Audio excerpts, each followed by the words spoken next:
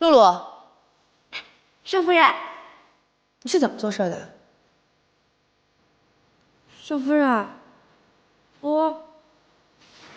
你这是在拖地还是在画画啊？能不能做好？能做就做，不能做就走。少夫人，我又没有做错什么，你为什么这么说我？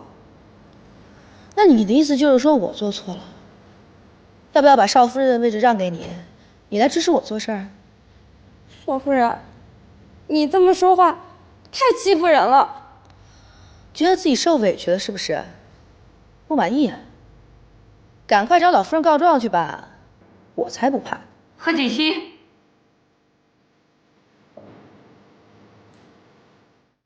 奶奶，你要注意自己的形象。是露露她不会做事情，我教育她几句啊。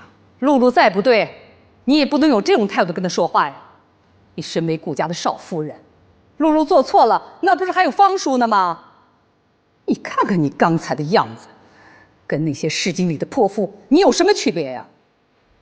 奶奶，你别生气，你表妹小不懂事儿，下次不会这样的。啊，我听说附近开了一家首饰店，东西特别好。奶奶，你陪我去挑挑呗。是吗？行啊，那我陪你过去看看。那好，走吧。不嫌弃我这个老太太，目光落伍就行。露露，刚才这事儿，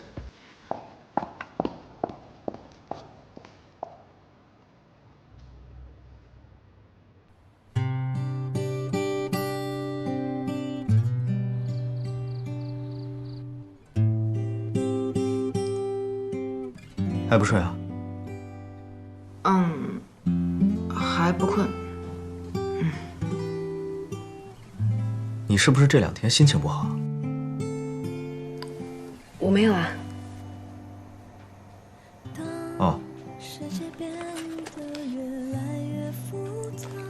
我听奶奶说，你今天跟露露吵了一架。啊，那是因为露露今天地板没有拖干净。那肯定是特别不干净。这帮人呢，就是因为跟我和奶奶太熟了，所以有时候会偷懒。你今天骂得好，这样他下次就不会。